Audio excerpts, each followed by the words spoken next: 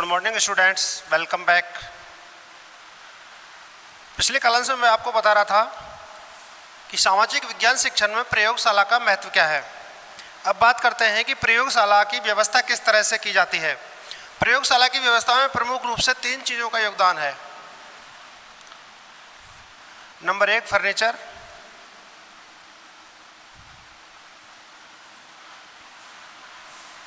Number 2 पुस्तकें और number 3 अन्य सामग्री।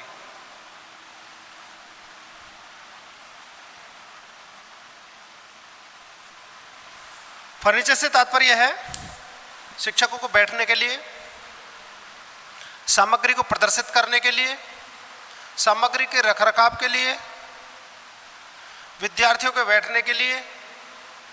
इन सब के लिए जो फर्नीचर कक्ष में व्यवस्थित किया जाएगा उससे तात्पर्य यहाँ फर्नीचर से है। दूसरी बात पुस्तकों से तात्पर्य शिक्षक और शिक्षार्थी की आवश्यकता के लिए जिन पुस्तकों की आवश्यकता पड़ती है कक्षा शिक्षण के दौरान अथवा कक्षा शिक्षण के पहले और बाद में, वो पुस्तकें भी कक्षा शिक्षण के लिए प्रयोगशाला में होनी चाहिए। और तीसरी जो चीज़ है अन्य सामग्री से तात्पर्य है जो कक्ष के लिए आवश्यक है, जैसे लाइट है, हवा की व्यवस्था है, पंखे आदि, हाथ धोने के लिए पानी वानी, बच्चों के बैठने के लिए, बच्चों को प्रदर्शित करने के लिए उपकरण, देखने के लिए स्क्रीन, एलईडी प्रोजेक्टर्स वगैरह, टेक्नीशियन, ये सारी चीज़ें इस श्रेणी में आती हैं। इस तरह से हमारे लिए प्रयोगशाला की व्यवस्था करते समय इन 3 चीज़ों पर विशेष फोकस किया जाता है। सबसे पहले बात करते हैं फर्नीचर की।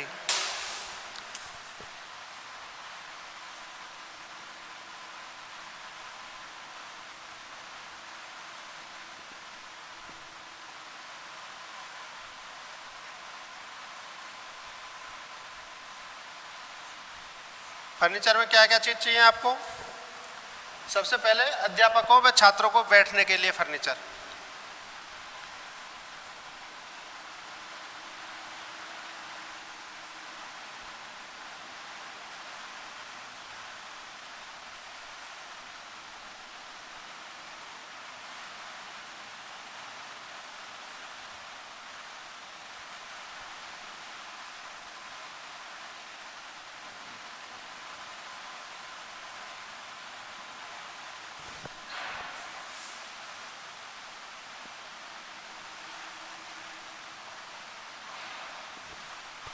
Number 2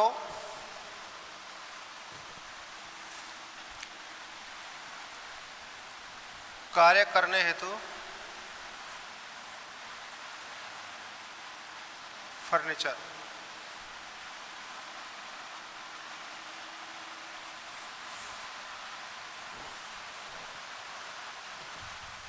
match stand,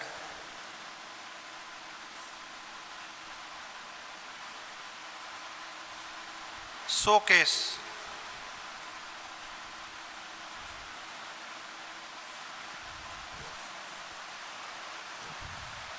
bulletin board,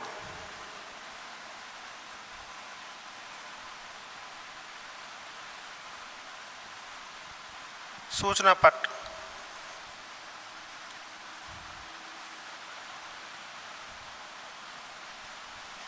इन चीज़ों की आवश्यकता हमें कक्ष में फर्नीचर के रूप में होती है। विद्यार्थी और शिक्षक दोनों को बैठने के लिए कक्ष में उचित फर्नीचर चाहिए। उसमें विशेषकर इस बात पर ध्यान दिया जाना चाहिए कि जो हमारे विकलांग बच्चे हैं उन विकलांग बच्चों के लिए बैरियर फ्री फर्नीचर कक्ष में और प्रयोगशाला में दोनों में ही होना चाहिए, ताकि किसी भी प्रकार का व्यवधान उनको आने जाने में नहीं हो, पढ़ने में बैठने में नहीं हो। जो बालक कम सुनते हैं उनको भी बालकों को आगे बैठाया जाना चाहिए, जिनकी हियरिंग प्रॉब्लम्स हैं, जिनको विजन प्रॉब्लम है उनको भी हमें आगे बैठाया जाना चाहिए। जो लोग शारीरिक अक्षम हैं उनके फर्नीचर की व्यवस्था ऐसी होनी चाहिए जो उतरने चढ़ने बैठने घूमने निकलने आदि चीज़ों में उसको किसी प्रकार का व्यवधान नहीं हो। दूसरी बात करते हैं कार्य करने हेतु फर्नीचर से तात्पर्य है जिस फर्नीचर पर हम खड़े होकर या जिस फर्नीचर को सामने रखकर किन चीज़ों को हम प्रदर्शित करते हैं। जैसे मशीन के रखने के लिए अलग फर्नीचर की आवश्यकता होती है, एक्सटेंशन को रखने के लिए अलग फर्नीचर की आवश्यकता होती है, विभिन्न उपकरणों को प्रदर्शित करने के लिए अलग अलग चीज़ें होती हैं।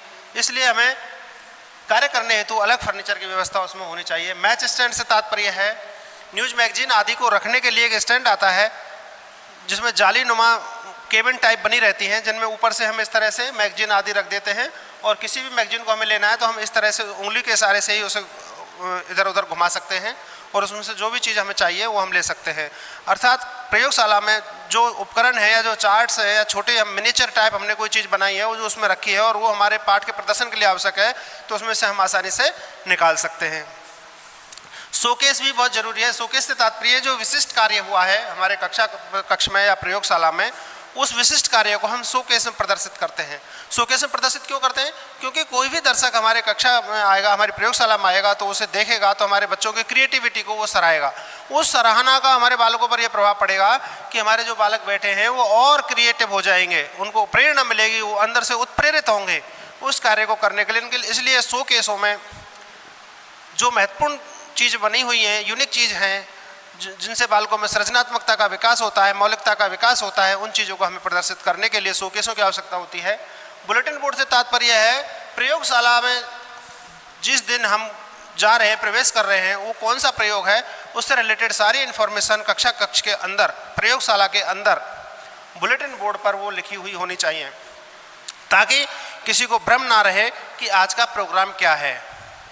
सूचना पट से तात्पर्य है समस्त सूचनाएं। हमारे गेट के बाहर एक बोर्ड लगा होगा, उस बोर्ड पर सारी सूचनाएं प्रदर्शित होंगी, उसे हम सूचना पट कहते हैं। इस प्रकार ये कहा जा सकता है कि प्रयोगशाला की व्यवस्था में फर्नीचर का बहुत महत्वपूर्ण योगदान है और इस तरह से हमें इस फर्नीचर की आवश्यकता होती है।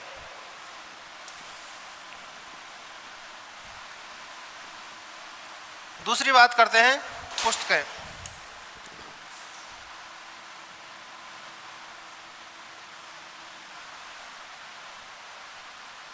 पुस्तकों से तात्पर्य है हमारा जो प्रयोगशाला है विषय की, उसमें एक छोटा पुस्तकालय भी होना चाहिए। छोटा पुस्तकालय इसलिए होना चाहिए कि उस विषय से रिलेटेड महत्वपूर्ण बुक्स ही उसमें हों, जिनके माध्यम से बालकों को हम एक्स्ट्रा ज्ञान दे सकें।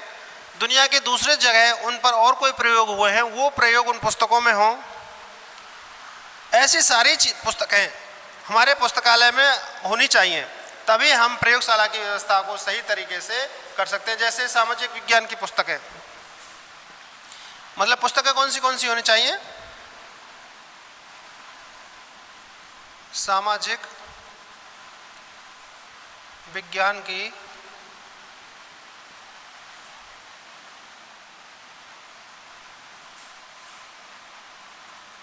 पुस्तकें।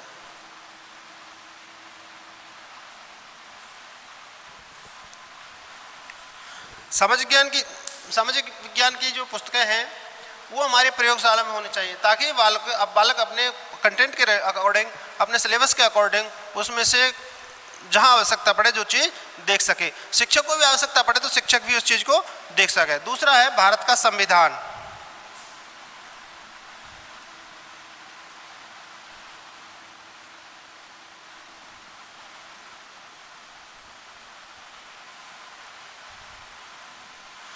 बात आती है कि भारत का संविधान क्यों होना चाहिए? क्योंकि भारत का संविधान भी हमारे बालकों को सद्नागरिक बनाने में महत्वपूर्ण भूमिका निभाता है। बालकों में सदाचार के गुण, बालकों में सामाजिक गुण, बालक में सहयोग की भावना आदि विकसित करने के लिए भी संविधान में उल्लिखित विभिन्न चीज़ों को बालक वहाँ पढ़ सकता है। जैसे अधिकारों की बात हम करते हैं कि हमारे अधिकार क्या हैं, हम अपने अधिकारों के प्रति सचेत रहें, हम अपने बालकों को उसके माध्यम से सचेत कर सकते हैं। बालक स्वयं भी उसका अध्ययन करके सचेत हो सकते हैं। कर्तव्य, यानी हमारे अधिकारों के साथ साथ हमारे कर्तव्य क्या हैं। सड़क पर चलना हमारा अधिकार है, लेकिन साथ ही साथ हमारा ये कर्तव्य भी जुड़ा है कि हम बाईं तरफ ही चलें। यदि हम बाईं तरफ नहीं चलेंगे सड़क पर तो कोई भी वाहन हमें एक्सीडेंट कर देगा। हालांकि दुनिया के दूसरे देशों में अलग चीज़ें हैं, वो उनके संविधान के अकॉर्डिंग है। वहाँ हमारे यहाँ से विपरीत दिशा में वाहन चलते हैं। जैसे हमारे यहाँ लेफ्ट में चलना होता है, वहाँ राइट में चलना होता है। यदि वहाँ कोई लेफ्ट में चलता है तो उस पर फाइन हो जाती है, जबकि हमारे यहाँ कोई राइट में चलता है तो उस पर फाइन हो जाता है। इसलिए हमारा ये कर्तव्य है कि हम अपने कर्तव्य का पालन करें, संविधान में उल्लिखित कर्तव्यों के हिसाब से हम चलें। अव्यक्ति की स्वतंत्रता हमें है, लेकिन किसी की भावनाओं को ठेस पहुंचाना हमारा कर्तव्य नहीं है, हमारा अधिकार भी नहीं है। बोलने का अधिकार है, लिखने का अधिकार है, लेकिन उससे कोई भी आहत नहीं हो, देश की गरिमा पर उसका विपरीत प्रभाव नहीं पड़े, ये हमारे कर्तव्य हैं। शिक्षा अधिकार अधिनियम अब आ गया है, उससे शिक्षा प्राप्त करना हर बालक का अधिकार है, लेकिन गर्ल्स स्कूल में बॉयज स्टूडेंट का एडमिशन नहीं हो सकता। इसके लिए हमें वहाँ ज़बरदस्ती भी नहीं करनी चाहिए कि नहीं मेरा एडमिशन यहाँ होना चाहिए। क्यों? क्योंकि हमारा कर्तव्य है कि बच्चियों के साथ मेल स्टूडेंट बच्चियों के स्कूल में एडमिट नहीं हो सकते, लेकिन बच्चों के स्कूल में बच्चियाँ एडमिट हो सकती हैं, ये उनको अधिकार विशेष दिया गया है। महिला सशक्तिकरण की जो अभी बात चल रही है उसमें भी आप देख लीजिए, बच्चियों को ज़्यादा तवज्जो उसमें दी गई है, उनको फर्स्ट माना गया है। इस तरह से भारत के संविधान के माध्यम से हमें विभिन्न चीज़ों की जानकारी होती है। हमारे नीति निर्देशक तत्वों की ओर भी हमें ये सचेत करता है कि हमारे नीति निर्देशक तत्व क्या हैं। सामाजिक विज्ञान के विभिन्न स्तरों, अगली है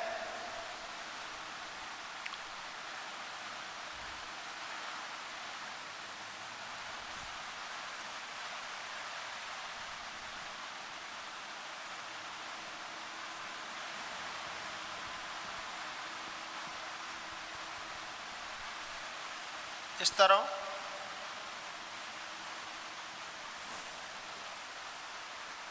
के पाठ्यक्रम से संबंधित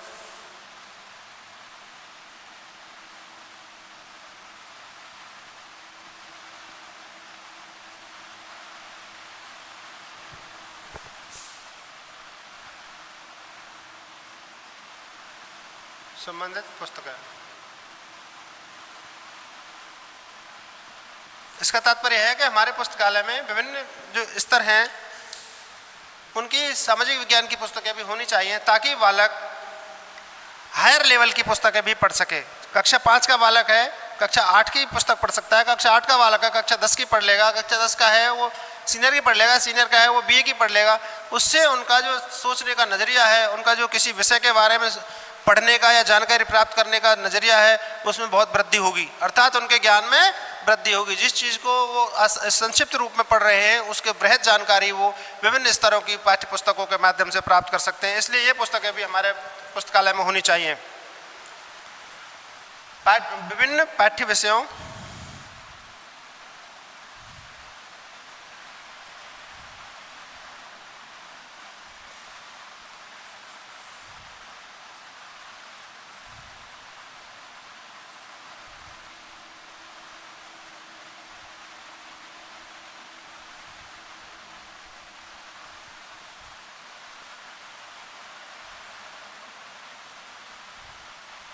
से संबंधित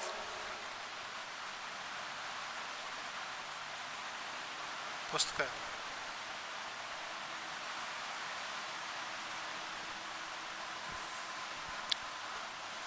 मैंने आपको बहुत दिन पहले एक पाठ पढ़ाया था, सामाजिक विज्ञान के साथ अन्य विषयों का सहसंबंध।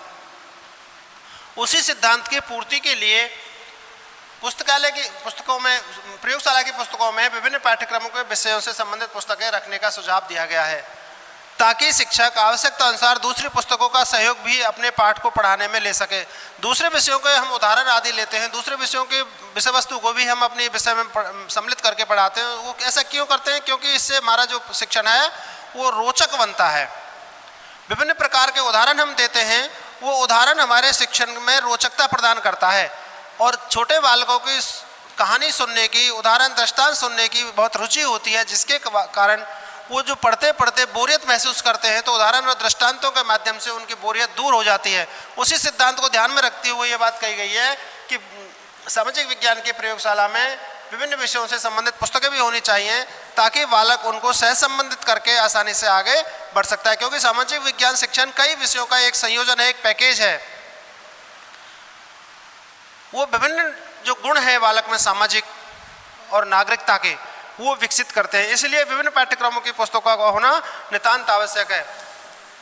स्थानीय महत्व से संबंधित पुस्तकें।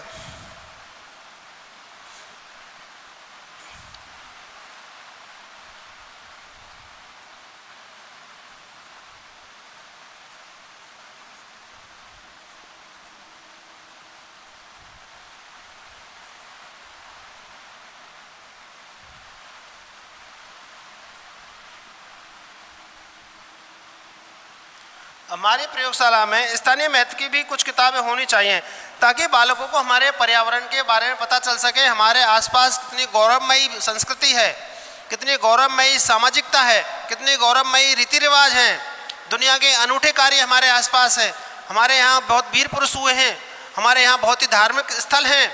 इन सारी चीज़ों की जानकारी हम स्थानीय महत्व की जो पुस्तकें हैं उनसे बालकों को दे सकते हैं। जैसे हमारे आसपास सांस्कृतिक, साहित्यिक और सामाजिक समरसता का जो एक बहुत अनूठा उदाहरण है वो कैला देवी और भगवान महावीर का मेला, श्री महावीर जी,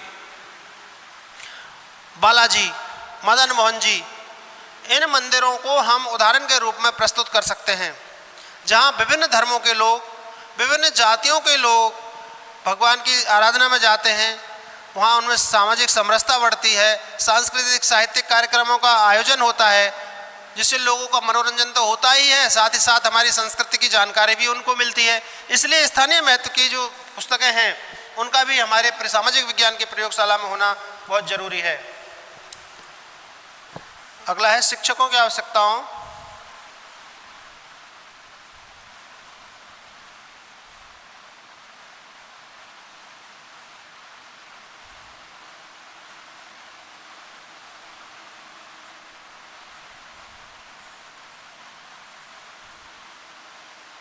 व रुचियों,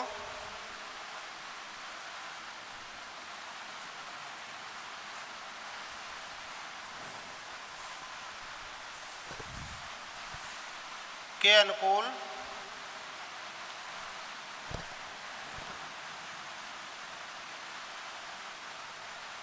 उच्च स्तरीय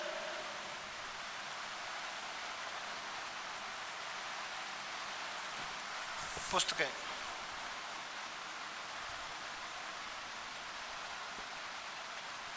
हमारे शिक्षकों को किन किन पुस्तकों की आवश्यकता है जो अपनी रुचियों के अनुसार वो बालकों को अच्छे तरीके से पढ़ा सकते हैं, वो पुस्तकें भी हमारे लाइब्रेरी में होना चाहिए। इसका तात्पर्य है कि कुछ संदर्भ पुस्तकें होनी चाहिए। संदर्भ पुस्तकों से तात्पर्य होता है ऐसी पुस्तकें जो बहुत ही उच्च स्तरीय होते हैं, हर विषय की उनमें गहन जानकारी होती है। ये सारी चीज़ें शिक्षकों के लिए बहुत ज़रूरी है क्योंकि विद्यार्थियों को उनको गहन जानकारी देनी है, गूढ़ जानकारी देनी है। तो गूढ़ जानकारी हम अपने बालकों को देंगे तो विषय की गहन जानकारी बालकों को होगी जिससे उनमें सामाजिकता के गुण विकसित होंगे। इसलिए इस प्रकार की पुस्तकों का होना भी बहुत ज़रूरी है। अगला है राष्ट्रीय व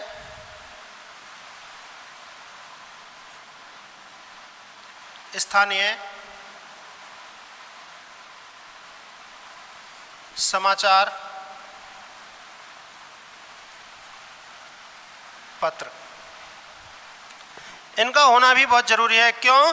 क्योंकि हमें पता होना चाहिए कि हमारे आसपास क्या घटित हो रहा है, देश में क्या घटनाक्रम चल रहा है, देश में क्या सामाजिक क्रांति हो रही है या कोई नई चीज़ समाज के लिए प्रेरणा के रूप में आई है। शिक्षक इससे अपडेट रहता है, शिक्षार्थी इससे अपडेट रहते हैं जिससे उनकी लर्निंग में बहुत इजाफा होता है। और आगे हैं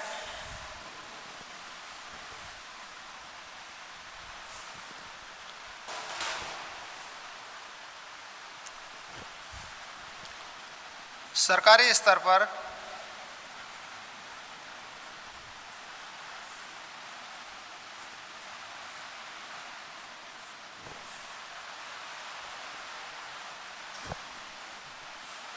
प्रकाशित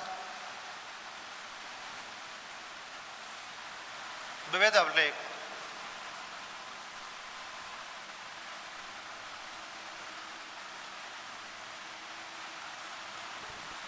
मतलब सरकारी स्तर पर जो अभिलेख प्रकाशित हुए हैं वही वह जो अभिलेखों से तात्पर्य यहाँ डॉक्यूमेंट से है, जैसे पॉलिसी मैटर्स, जैसे राष्ट्रीय शिक्षा नीति 2020 आई है वो भी हमारे प्रयोगशाला में होनी चाहिए। सूचना अधिकार अधिनियम आया है, ये भी हमारे पुस्तकालय में होना चाहिए। शिक्षा अधिकार अधिनियम आया है, इसके भी प्रति हमारे यहाँ होने चाहिए। 1986 की शिक्षा नीति थी, वो भी हमें चाहिए। आचार्य राममूर्ति समिति गठित की थी, उसकी कमियों को दूर करने के लिए, उसके प्रति भी हमें चाहिए। इसका तात्पर्य है कि सरकारी स्तर पर जो भी अभिलेख प्रकाशित हुए हैं, जो भी डॉक्यूमेंट पब्लिश्ड हुए हैं, उनकी एक एक प्रति हमारे पुस्तकालय में होनी चाहिए, ताकि आवश्यकता अनुसार शिक्षक उसका अध्ययन करके बालकों को अवगत करा सके। अगला है विभिन्न पंचवर्षीय योजनाओं के प्रस्ताव।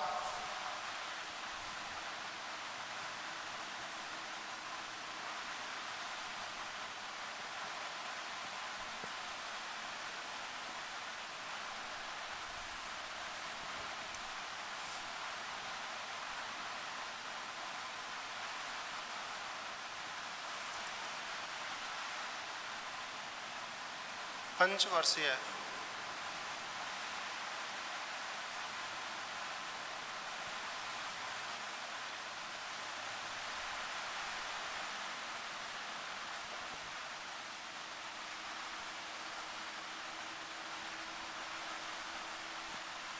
विभिन्न पंचवर्षीय योजनाओं के प्रस्ताव भी हमारे पास होने चाहिए, ताकि हमें पता चल सके कि किस मद पर सरकार कितना खर्च करने की बात कर रही है। कहीं ऐसा लगता है कि शिक्षा मद में मान लीजिए कि कम गवर्नमेंट ने रखा है, तो हम गवर्नमेंट को सुझाव दे सकते हैं, और हो सकता है गवर्नमेंट को हमारा सुझाव पसंद आए तो उस बजट को बढ़ा सकते हैं। इसलिए ऐसे डॉक्यूमेंट्स हमारे प्रयोगशाला में होने चाहिए, ताकि बालकों को बजट आदि की जानकारी मिलती रहनी चाहिए। दूसरा है बजट।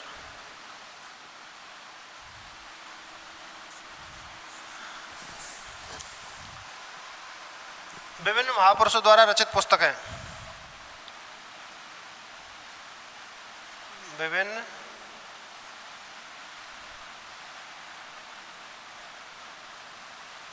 महापुरुषों द्वारा रचित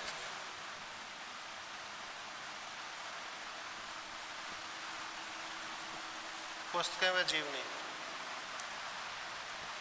इनका होना सामाजिक विज्ञान विषय में सबसे इम्पोर्टेंट है। यदि हमारे पुस्तकालय में ये बुक नहीं है तो समझ लीजिए आपका पुस्तकालय बहुत पुअर लाइब्रेरी है, पुअर आपकी लैब है। क्यों? क्योंकि इससे हमारे बालकों में सामाजिकता के गुण विकसित होंगे। इनके माध्यम से हमारे बालकों में श्रेष्ठ नागरिकता के गुण विकसित होंगे, उनका चारित्रिक निर्माण होगा, उनके कृतित्व और व्यक्तित्व को पढ़कर वो उसको फॉलो करने का प्रयास करेंगे और देश के लिए अपना बेस्ट देने का प्रयास करेंगे। इसलिए सामाजिक विज्ञान की प्रयोगशाला में पुस्तकों का होना भी बहुत जरूरी है। अब तीसरे बिंदु पर बात करते हैं, अन्य सामग्री पर।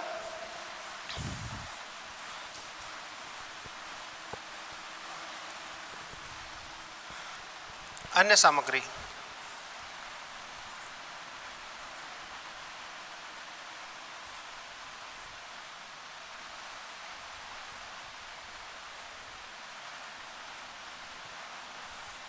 अन्य सामग्री से क्या तात्पर्य है? जो सहायक सामग्री हमारे कक्षा कक्ष में या प्रयोगशाला में बालकों को प्रयोगों के लिए चाहिए, अर्थात जो कंटेंट हमने लिया है उस कंटेंट की गहन जानकारी देने के लिए हम जो भी चीज़ें यहाँ प्रदर्शित करते हैं, उस प्रदर्शन के लिए जो जो उपकरण हमें चाहिए वो सारे उपकरण अन्य सामग्री की श्रेणी में आते हैं, जिसमें जैसे पहला श्यामपट्ट और चौक।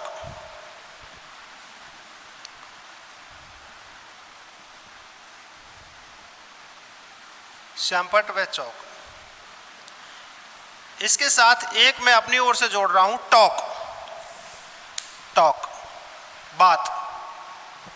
शिक्षक के सबसे सच्चे जो साथी हैं वो तीन चीजें हैं, श्यामपट्ट, चौक एंड टॉक। अगर चौक और टॉक इनमें मेल नहीं है तो वो अच्छा शिक्षक नहीं है। शिक्षक की आवाज़ इतनी होनी चाहिए कि कक्षा में पीछे की पंक्ति में बैठा बालक भी आसानी से सुन ले। इतनी कर्कश भी नहीं होनी चाहिए कि आगे की पंक्ति में बैठे हुए बच्चों के कानों में चुभे। इसलिए हमें चाहिए कि कक्षा के आकार के अनुसार हमें अपने स्वर का, अपने आवाज़ का प्रयोग करना चाहिए और उसी के तालमेल हमें अपने चौक से बैठाना चाहिए, ताकि हम श्यामपट्ट पर आसानी से किसी भी चीज़ को बालकों को समझा सकें। बहुत सी चीज़ें ऐसी हैं जिनको हमें प्रसंग अनुकूल या परिस्थिति की बस हमें श्यामपट्ट पर प्रदर्शित करनी होती है, जिसके चार्ट मॉडल्स आदि हमारी प्रयोगशाला में नहीं हैं, तो वहाँ हमारा साथ श्यामपट्ट और चौक एंड टॉक देते हैं। इसलिए इस बात को कभी नहीं भूलें कि शिक्षक का सच्चा साथी चौक, टॉक और श्यामपट्ट है। जब आप अच्छे शिक्षण की जब गुणों को पढ़ेंगे तो उसमें ये बात आएगी कि वह शिक्षक सर्वश्रेष्ठ है जो बालकों से ज़्यादा कम्युनिकेशन करे, कक्षा शिक्षण के दौरान पाठ के विकास में बालकों का सहयोग ले, डिस्कशन को अपने श्यामपट्ट पर उकेरे, बालकों के प्रत्युत्तरों को भी श्यामपट्ट पर उकेरे। इससे क्या होगा, ज़्यादा डिस्कशन करने से हर प्रश्न का बालक को उत्तर मिलेगा।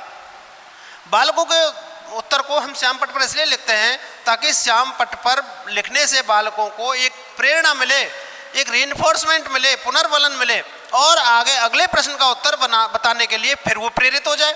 इसका मतलब हुआ हम बालक को एक तरह से एक पुरस्कार दे रहे हैं और वो पुरस्कार देना ही हमारे शिक्षण की प्रभावशीलता को बढ़ाता है। हम कुछ खर्च नहीं कर रहे, सिर्फ अपनी वाणी का खर्च कर रहे हैं। हम सही जगह पर उसका उपयोग करें तो हमारे बालक पढ़ने के लिए ऑटोमेटिकली प्रेरित होंगे। दूसरी बात करते हैं चित्र की।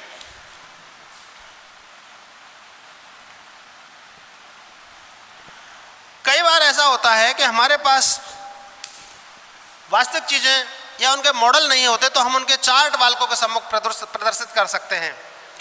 जैसे हमारे महापुरुष हैं कालिदास, वाल्मीकि, महात्मा गांधी, नेताजी सुभाष चंद्र बोस आदि। इनके चित्र, इनके से रिलेटेड कोई टॉपिक हम पढ़ा रहे हैं, इनकी जीवनी हम पढ़ा रहे हैं, तो हम उसके चित्र यहाँ टांग कर उनके बारे में आसानी से बता सकते हैं, जिससे बालक में निरीक्षण क्षमता का विकास होगा और वो पहचानने लगेंगे कि हमारे कौन से महापुरुष हैं। उसके बाद मानचित्र व ग्लोब।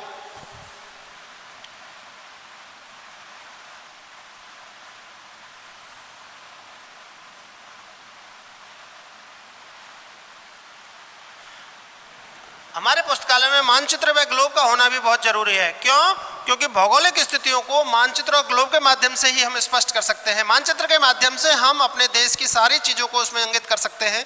जैसे मानचित्र ले लिया, उस मानचित्र में इंडिकेशन दिया हुआ है, संकेत दिया हुआ है कि ये संकेत मंदिरों का है, ये संकेत हवाई अड्डों का है, ये संकेत रेल मार्ग का है, ये संकेत उद्योगों का है, इस तरह से ये स्कूलों का है, ये कॉलेजों का है। ऐसे संकेत उसमें दिए हुए होते हैं तो हम बालक हमारे आसानी से उन चीज़ों को पहचान सकते हैं कि कौन सी चीज़ कहाँ पर स्थित है। ठीक उसी प्रकार से पूरी पृथ्वी की भौगोलिक स्थिति जानने के लिए हम ग्लोब काम में लेते हैं कि कौन सा महाद्वीप कहाँ है और उस महाद्वीप का परिक्षेत्र क्या है, कहाँ तक वो फैला हुआ है। इन सारी चीज़ों को वो ग्लोब के माध्यम से जान सकता है। फिर बात करते हैं चार्ट और रेखा चित्र।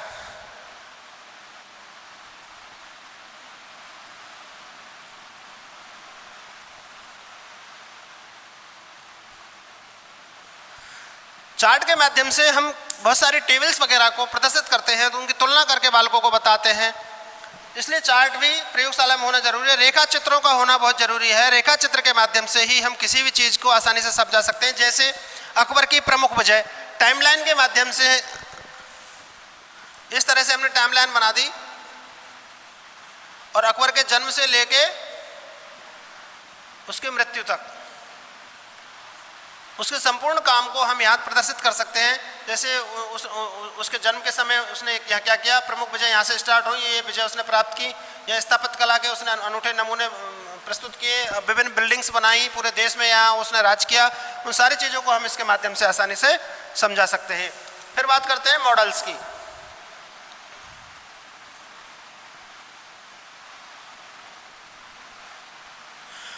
मॉडल्स जैसा नाम से स्पष्ट हो रहा है, प्रतिरूप। प्रतिरूप किसका होता है? वास्तविक चीज़ों का। अर्थात जिन चीज़ों को कक्षा कक्ष में हम नहीं ला सकते उन चीज़ों के मॉडल कक्षा कक्ष में हम ला सकते हैं। यदि इन वास्तविक चीज़ों को लाएंगे तो हमें बहुत सारी परेशानियों का सामना करना पड़ेगा और कई चीज़ें ऐसी हैं जिनको ला नहीं सकते। जैसे यातायात के प्रमुख साधन। यातायात के प्रमुख साधनों में आप बस को भली भांति जानते हैं क्योंकि आप रोजाना उसमें आते जाते हैं। कभी कभार आपका काम ट्रेन में भी पड़ा होगा, ट्रेन को भी आप जानते हैं, लेकिन हवाई जहाज और क्रूज को आप नहीं जानते। उनको हम चार्ट के माध्यम से यहाँ लाके कक्षा कक्ष में समझा सकते हैं कि इसकी इसमें कैसे बैठते हैं, कैसे इसकी प्रोसेसिंग है, टिकट कैसे होता है, इसकी सिक्योरिटी जांच कैसे होती है, बोर्डिंग कैसे होती है, लैंड कैसे होती है और टेक ऑफ कैसे होती है, पानी के जहाज़ किस तरह से समुद्र के किनारे पर लगते हैं, किस तरह से किनारे से वो अपनी यात्रा शुरू करते हैं। इन सारी चीज़ों की जानकारी हम मॉडल्स के माध्यम से बालकों को दे सकते हैं। लेकिन कुछ चीज़ें ऐसी भी हैं, जैसे व्हाइट रिवॉल्यूशन की बात करें, सफ़ेद क्रांति। सफ़ेद क्रांति का संबंध किससे है? दूध से, दूध के उत्पादन से। प्रमुख दुधारू पशुओं की बात करते हैं तो उसमें भैंस आती है, गाय आती है, बकरी आती है और बहुत सारे पशु आते हैं। बात आती है कि हम इनको तो कक्ष में ला सकते हैं, हाँ ला तो सकते हैं, लेकिन कक्षा की व्यवस्था खराब हो जाएगी, हास्यास्पद स्थिति पैदा हो जाएगी। इसलिए हम उनके मॉडल यहाँ ला के दिखा सकते हैं, हम उनके चार्ट यहाँ ला के दिखा सकते हैं, हम उनके चित्र बनाकर यहाँ दिखा सकते हैं। इस तरह से जिस चीज़ वास्तविक चीज़ को हम नहीं ला सकते, उनके मॉडल हम यहाँ प्रस्तुत करते हैं। ठीक है, इस तरह से हम कह सकते हैं कि हमारी प्रयोगशाला व्यवस्था के लिए विभिन्न प्रकार की सामग्री की आवश्यकता होती है और वो सामग्री ये होती है। अब बाकी नेक्स्ट। Thank you.